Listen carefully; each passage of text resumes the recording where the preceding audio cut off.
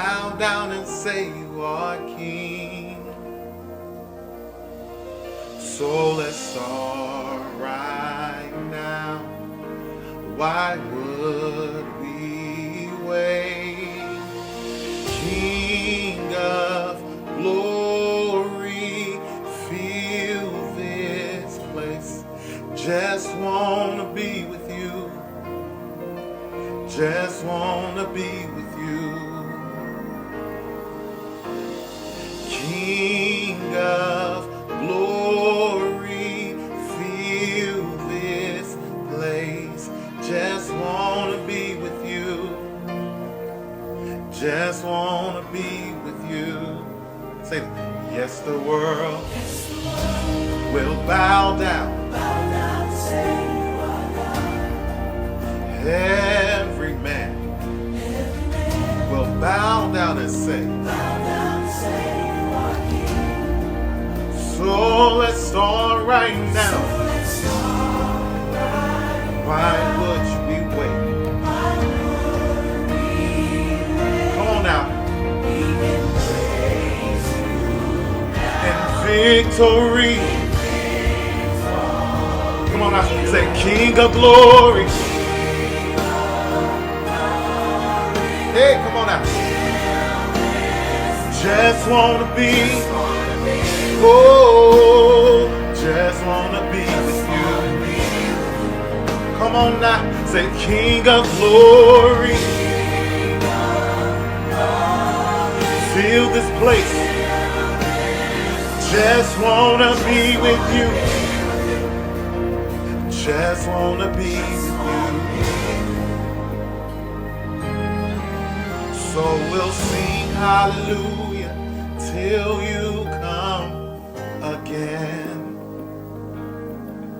And we'll dance in your presence till you come again. Oh, so I'll just sing hallelujah till you come again.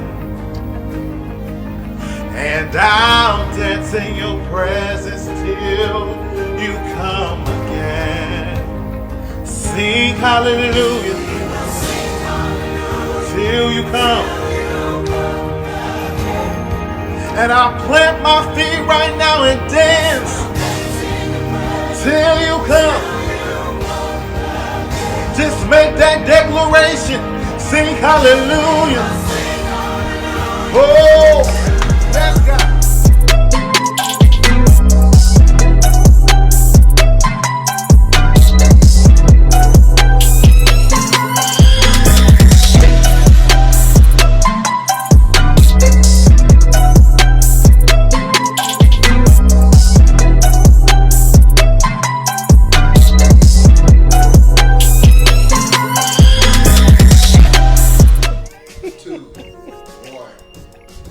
Hey guys, it's the Center. We have a great conversation going on today. Today we are celebrating Mental Health Awareness Month. Let's give a hand. Today we got our coaches in the house. We have Coach who? Coach Icy. All right now. We have who else at the table? Lady T. And it's your boy BT. Woo! Let's get this clapping. So we're going to take a moment. Get yourself looking right for the cameras. We call our vibe out moment real quick. You know, looking good, you know. I got my new glasses, got my chain on. All right, you know. Looking dapper. So we going to get this thing started. How y'all doing today? I'm good. Coach, I'm great. Welcome back. I know, right? Been long. People been missing I missed you. the Center. We miss you too. I hope y'all tune in on the Center too, because they have some good stuff on Sunday. Oh, wow. Thank you. I feel like you're a part of it. I am. You hey, there it She is. reoccurring. Yes. And you know, hey, we just want to let you know that Coach LA is giving a hand clap for y'all right now. Let's give a hand clap for Coach LA right now. Yeah. All right. So Coach LA, just know we can't wait for you to get back at the Center. So we're going to go to the first question since we're talking about mental health awareness. And the first question is, what does mental health mean to you? Who wants to start that off? Lady T. Mental health means wholeness, just being whole in the mind. If I can just make it short and precise, just wholeness of the mind. And mental health means to me, like Lady T stated, wholeness in your mind, your body, your soul, your actions, Yes, all I portrayed like with that. your mental health. I like that. Okay. So we learned about this. See, for some of you, you're saying I don't know nothing about mental health, and to be honest, for others, y'all just afraid to talk about it. But today, we're gonna have this conversation. So for those church folks that kind of afraid about it, I'm gonna ask this question, and we're gonna crack into it. Is mental health biblical? Yes, Can I you agree find with it? that. Yes, Yes. it is. It's definitely biblical. I agree. Yes. I believe mental health is biblical. I can remember a time when King David had a mental crisis. Oh, wow. And he was in the cave. Even when his son was sick and was dying, he had a mental health crisis. For me, Wow. I would think with the story about Jesus dealing with the man with legions of demons, we say demons, but maybe what could we say that he was dealing with mental illness? Of course. Absolutely. Yes. Because they I said totally for agree with that. years, from a young boy to now. So I just feel like sometimes we just prefer things as other type of traumas like demons and everything. And hey, if you haven't checked it, we did a video about demons and traumas. Go check it out if you haven't. But back to this. I feel like we just don't want to admit that mental health is real. So now we know what it means to us. We know that we can find it in the Bible.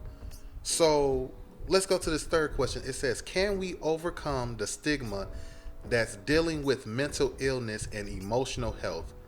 And we're saying that it's connected with sin. How do we deal with that stigma? We first have to bring awareness Right.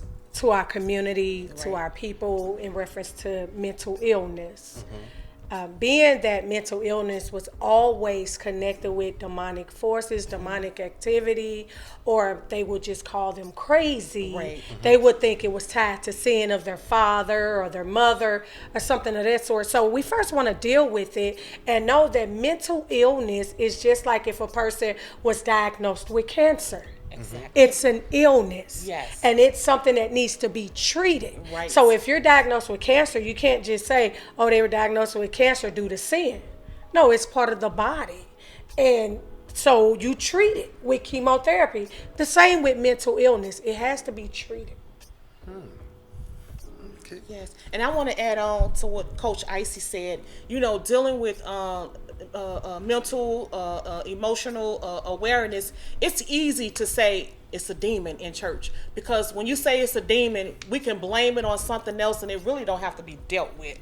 But if we just be real with it and we call it what it is, it's a sickness, then it has to be dealt with it. But I think we as a church have gotten so lazy and stagnated that it's just so easy to say the devil, demon, sin.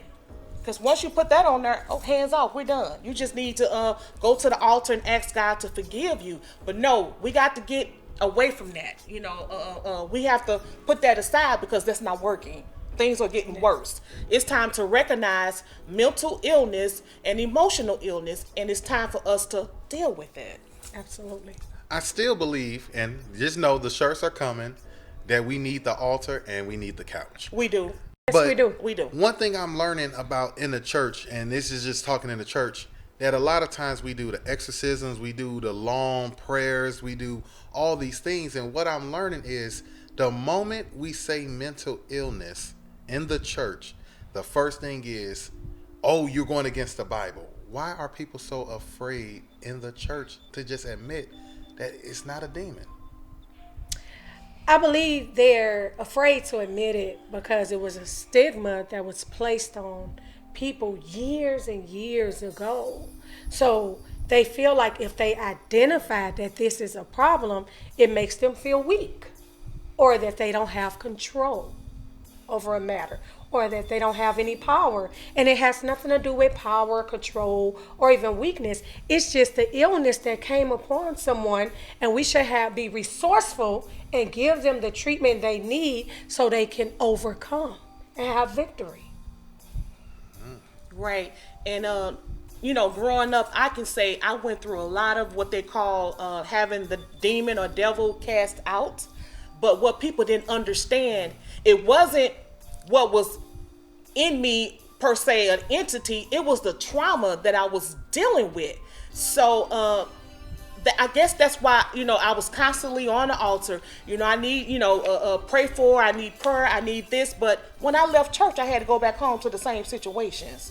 So that's why, we got to get out of this. It's the devil, it's demons. No, we need to get to the source. We need to get to the root of why we're having these issues, or mental illness, or emotional illness is being displayed. Let's get to the root of it. It's not always about a demon or a devil.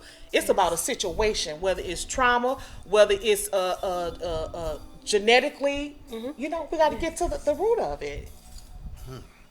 Okay. I like that, Lady T. I like that, Lady T. That kind of hit. All right now. Y'all hitting. Okay. We just getting started. So, next question. How does the lack of mental illness awareness and education affect our children? Wow. I love that question. I love how you designed that question. I am a mother of 10. I have 5 children that I birthed, and I have 5 godchildren.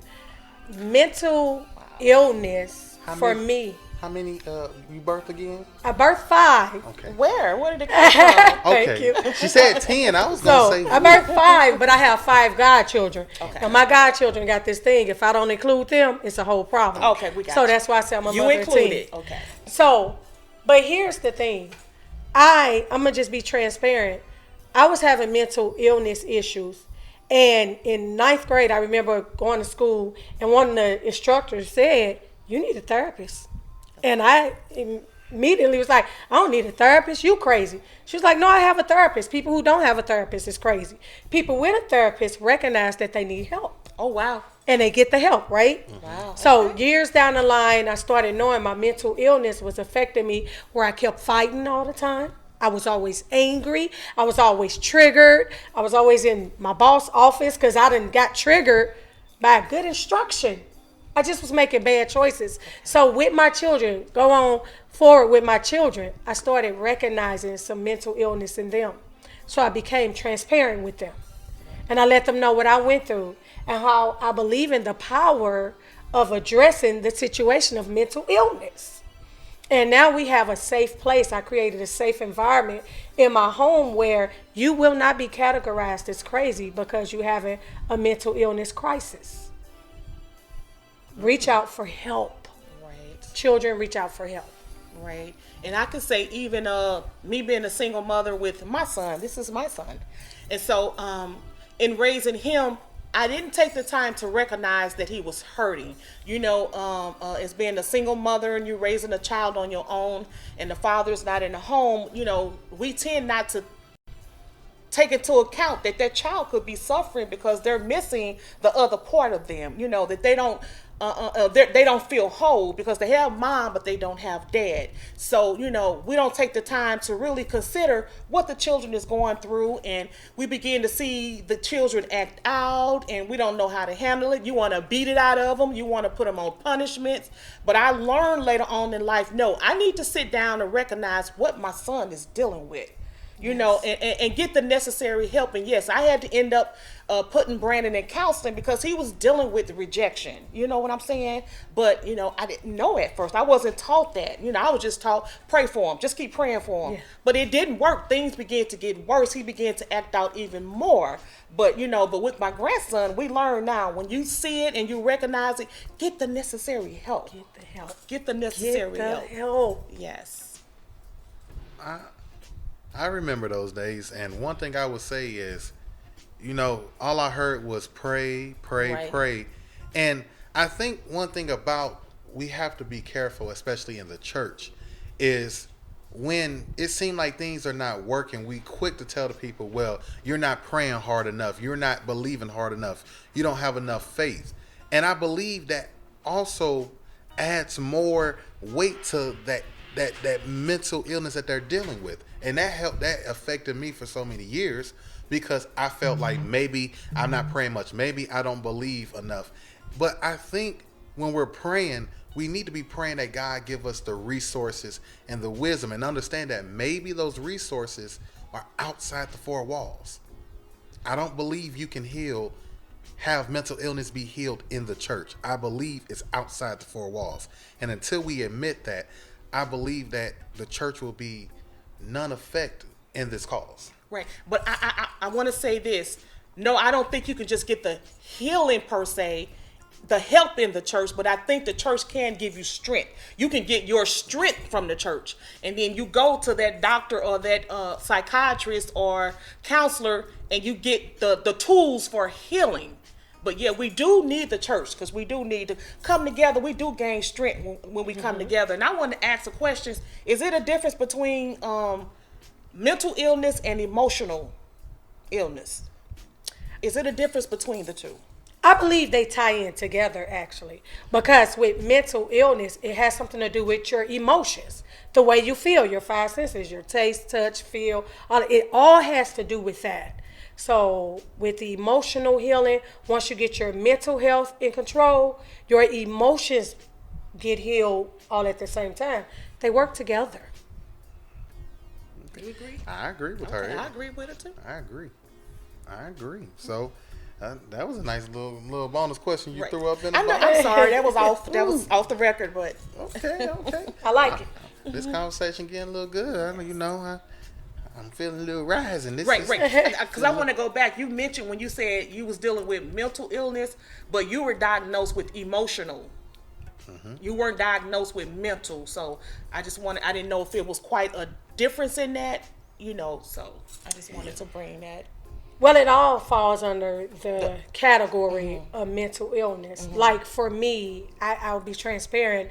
One of my diagnoses is anxiety and post-traumatic stress disorder.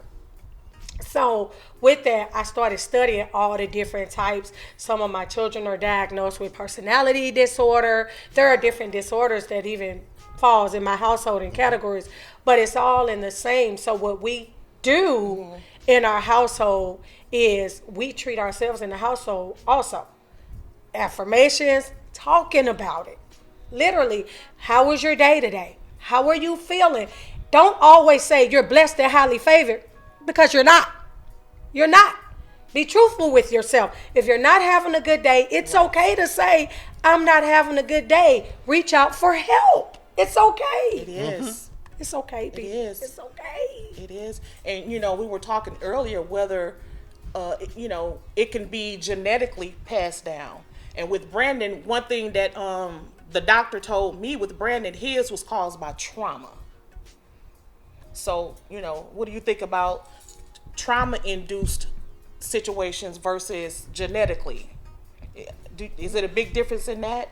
I wouldn't say necessarily a big difference. Now, there is a difference in that, because I believe some of my children who suffer with some mental illness diagnosis is genetic.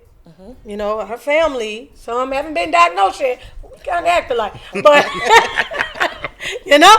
however, so I believe that part is genetic, but then some parts is trauma. Yes.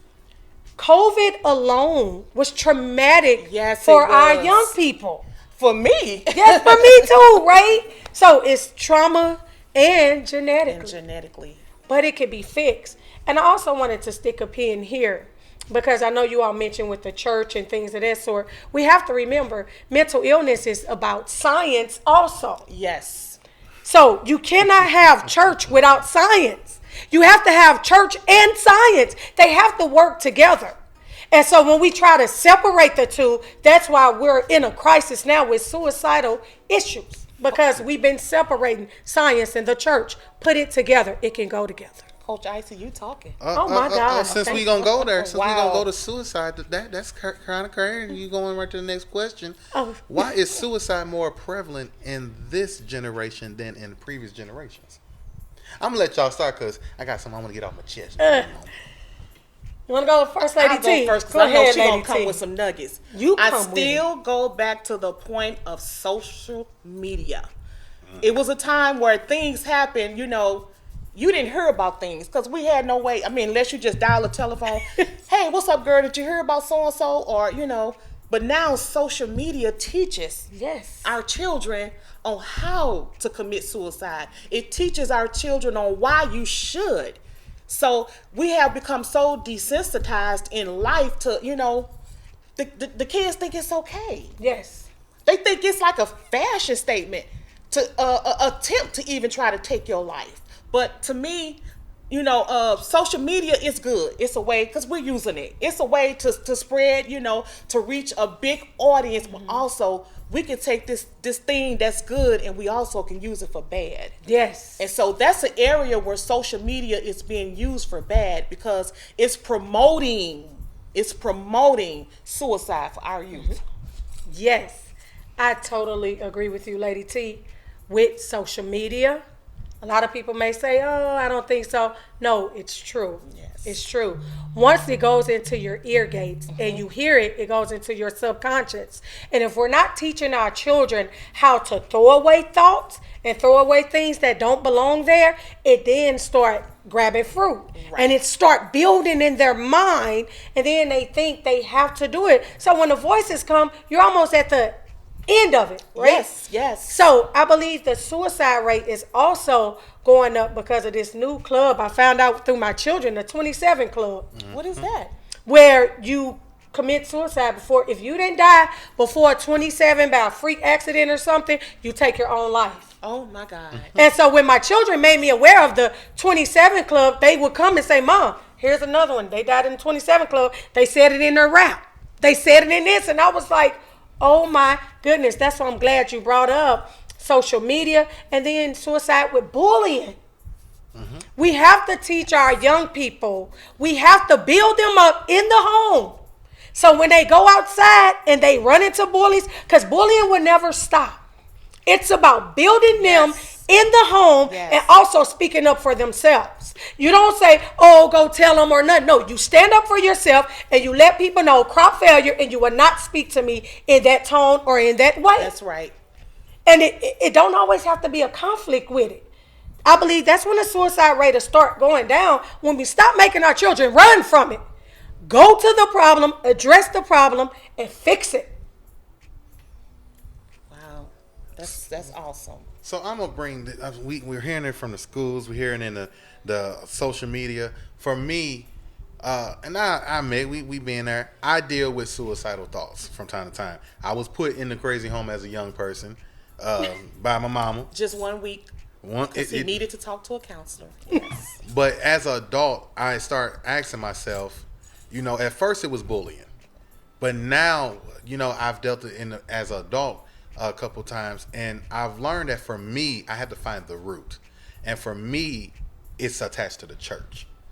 Why? Because I want to live this life that God said we should live, and at those moments that I make mistakes, and then we always will hear that if you make a mistake, you're going to hell, or if you make a mistake, you're not living court. And every time I didn't live to the standards that they said, it made me go back to that moment of rejection.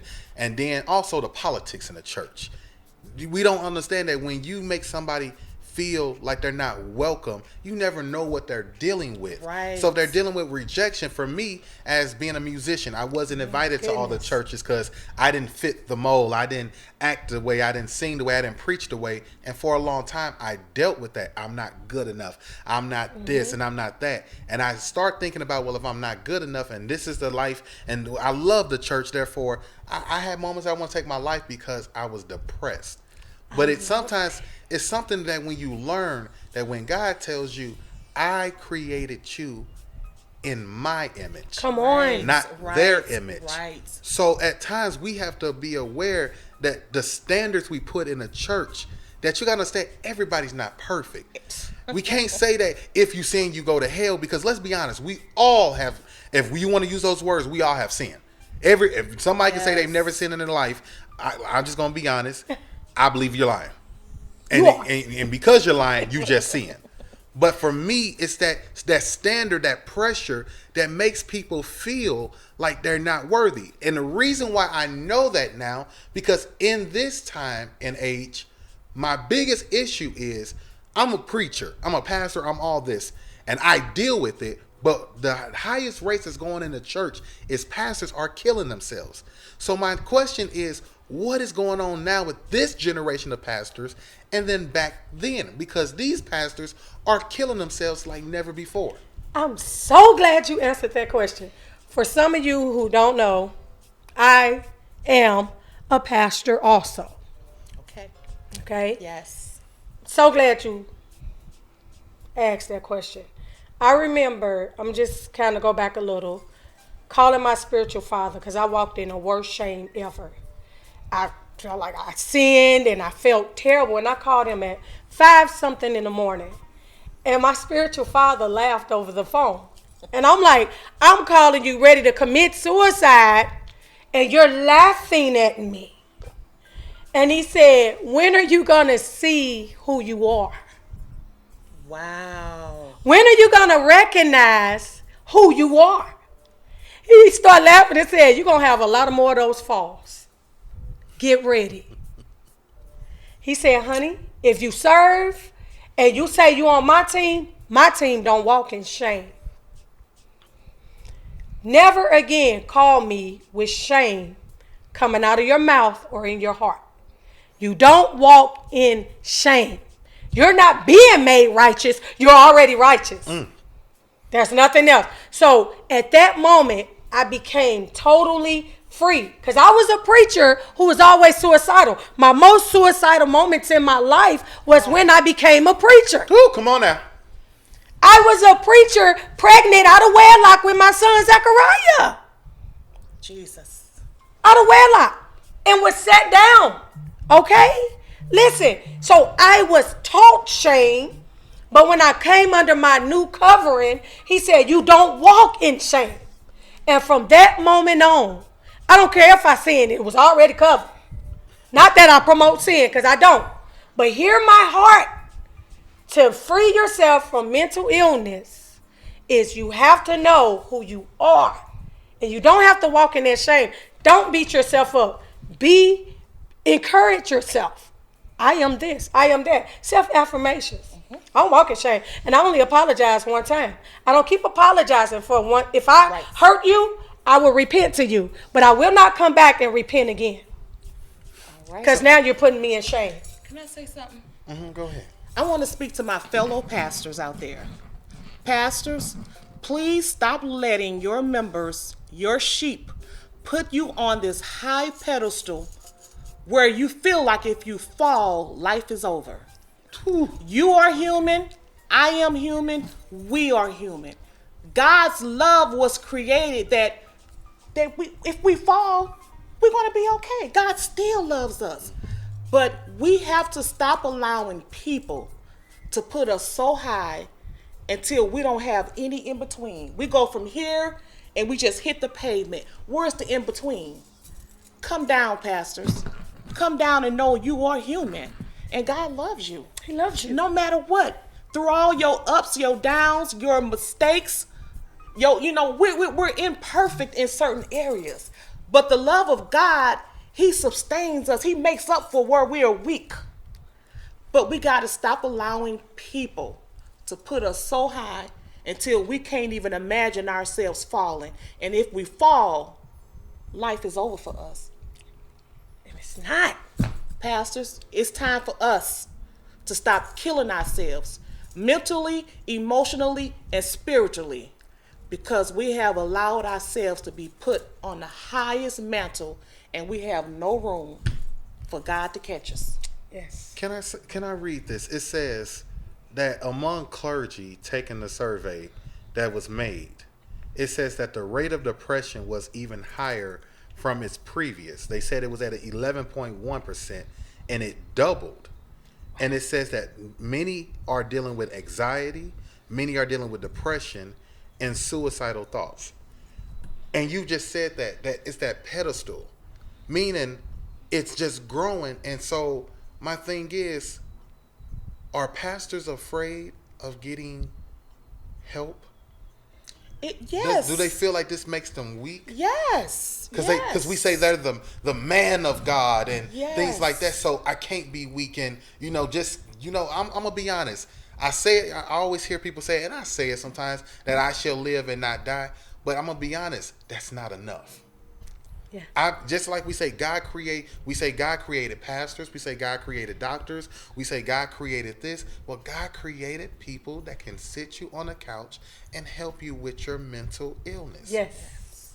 And I believe that if pastors will take the lead as a shepherd and get the help and see that it works, that'll open the doors to allow that to come into ministry. And I'm going to be honest, until I see a church have a mental illness program in their church, I don't believe they'll be able to thrive in the future. Or to truly help the people. Yeah. Yes.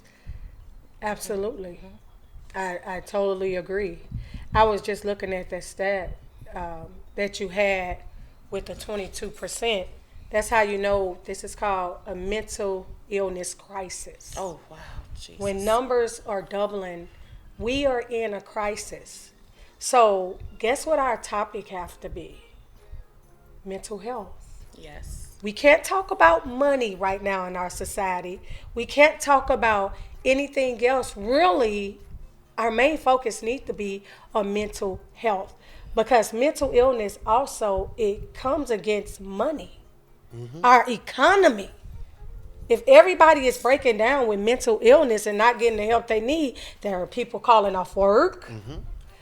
Some people can't even bathe their children themselves. Right. It just hurts the economy as a whole. So how about we grab and focus in on mental health, getting the people help, getting us help. Right.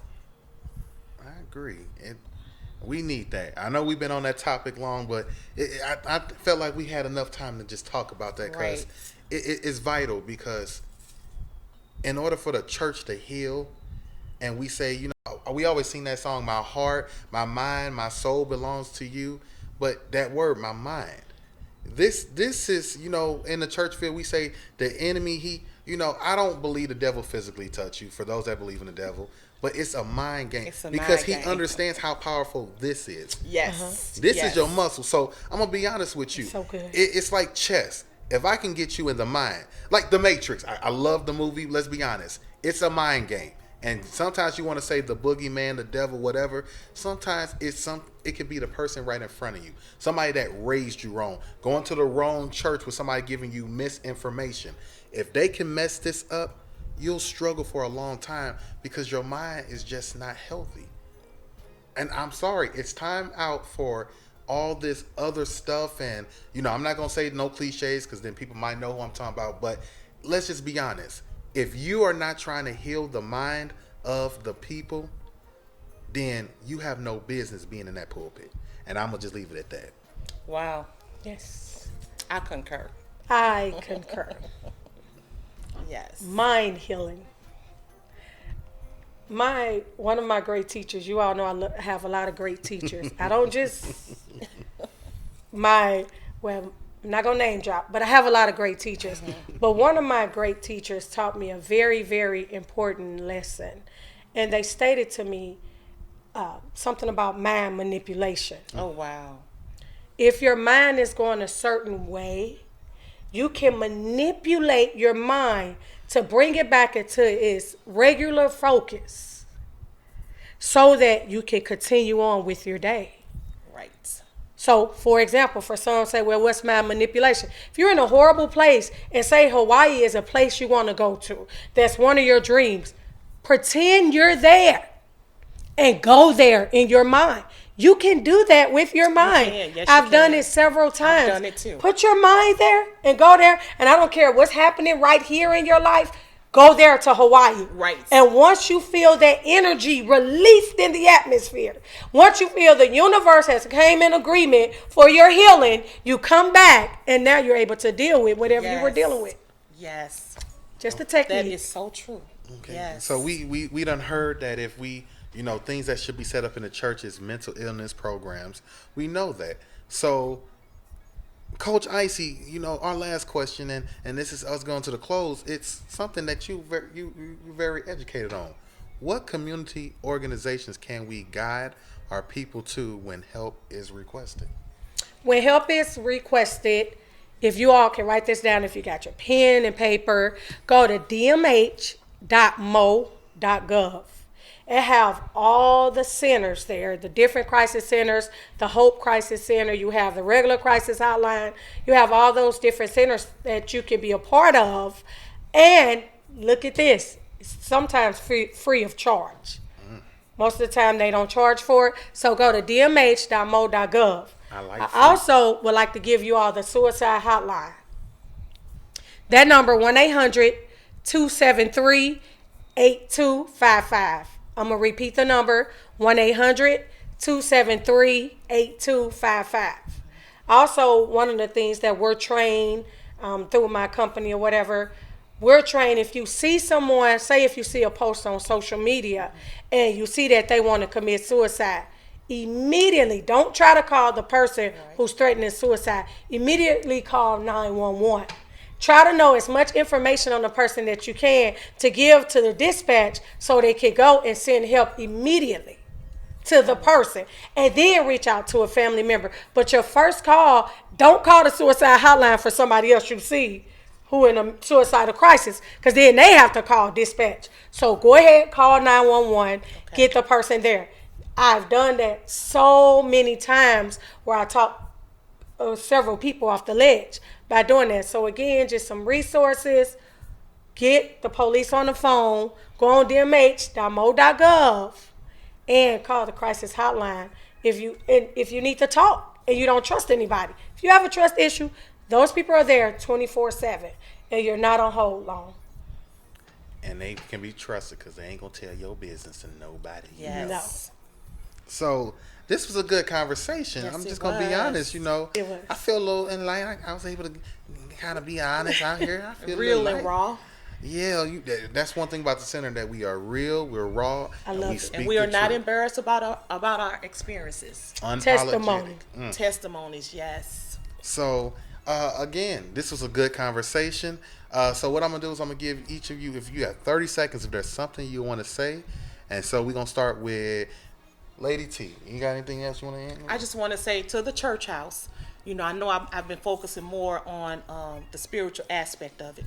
We practice so much in the church, the commandments of God, but let's start to balance that out with the healing of God. We can still teach the commandments, but let's do some healing and balance that out so we can get both spectrums of it. The commandments, healing. That's what the people need. Coach Icy? I want to just say in my closing, love thy own self. It is okay to love yourself. As a matter of fact, when you grow love in yourself, then you're able to love your neighbor. Yes. Don't love your neighbor first, because then you're doing it out of order. Love thy own self, and then you can love your neighbor. And of course, love God, but that comes with the territory, because we made in his image and in his likeness. So when we love ourselves, we actually love God. So I just want to encourage you, love thy own self and do not walk in shame. Can I add one more thing? I know I'm limited. Go ahead. This is really important to the parents. Please check your children's social media sites and their history and see what your child is watching. Because, some things happen and you find out after the fact that, oh my God, my child was watching that all the time. So we have to know what our children are giving their time and attention to. So it's okay to sit down and just browse through the history of your child's social media accounts just to see exactly what your child is focusing on. And I'm going to end with this. For the preachers and pastors, musicians and all, preachers, in order for your church to heal, you have to be healed first. Yes. That's simple. So again, I'm BT. This is Lady T. Coach Icy. This is the center. And we see you next time. See you later.